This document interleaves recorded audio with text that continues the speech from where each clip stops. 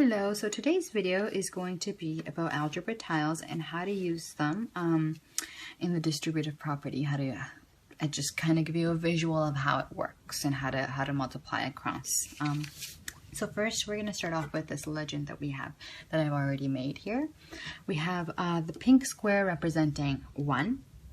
We have the green rectangle representing x, and then we have the blue cube representing x squared. Now you see these red tiles over here, that's just the opposite of that shape. Whenever you see that shape in red, it's just equal to the negative version of that. So this is -1, this is negative x, and this is negative x squared. So that's just our legend right here. We're going to go ahead and start with the distributing now. The equation we're going to use is x plus 3 times 2x minus 2. And something I want to point out to you guys really quickly is that because we're multiplying across, 2x minus 2 times x plus 3 is actually equal to the exact same thing. Okay? So it doesn't matter what way you multiply this. So we'll just go and go ahead and get right into this. So first thing first, we're going to write our x plus 3 on the top right here. And if you take a look at our legend, we have something representing x right here. So we're just going to take that and we're going to draw it out just like that.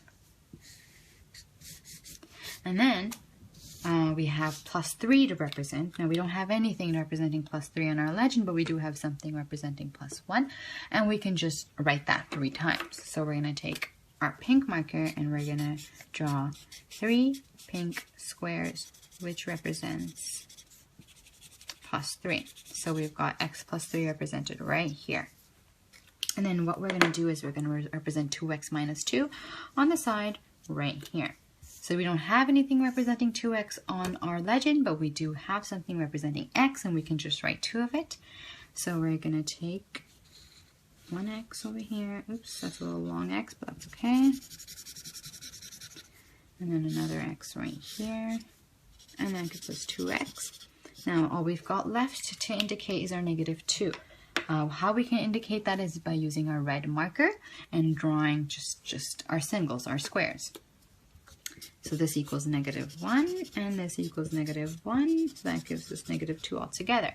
So we've got x plus 3 right here and 2x minus 2 right here. I'm just going to draw a line here and here to separate our factors from the end product that we're just going to come up with real quickly here. So let's start. All we have to do is multiply across, okay? So we're going to start off with the first one. We're going to take x times x, and that actually gives us x squared. So we're just going to draw a big blue cube right here.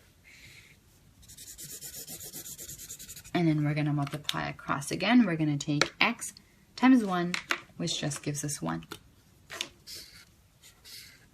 X times 1 just gives us x, not 1, gives us x. So x times 1 gives us x, x times 1 gives us x, and x times 1 gives us x. We're going to move down to this x squared right here, or x right here, and we're going to do the same thing. We're going to multiply it across, and once you do that, you realize it actually equals the same thing as above. So we get an x cubed here. And we get x, and x over here. So now all we've got left is multiplying our -2's with that. So that actually, -1 times x actually just gives you -x. Notice it's being written in red to represent the negative, and then -1 times 1 just gives you -1, -1, -1, and then we're just going to do the same thing for the bottom right here.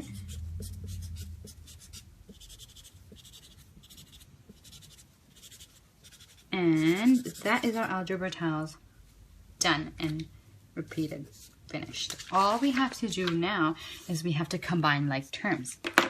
So notice you have 2x cubed, or x squares there. So you're just going to take 2x squared, and then you have 1, 2, 3, 4, 5, 6 x's there. So you're going to have plus 6x, but then you come down and you notice you have 2 negative x's right here. So you're going to have minus 2x, and then you have 1, 2, 3, 4, 5, 6 singles, but they're negative, so it's going to be negative 6. So all you have to know, this is your equation, you're correct, except you still have some like terms that you can further reduce. So we're just going to go ahead and do that. So you get 2x squared plus 6 minus 2 just gives you plus 4x minus 6. And this is your end result.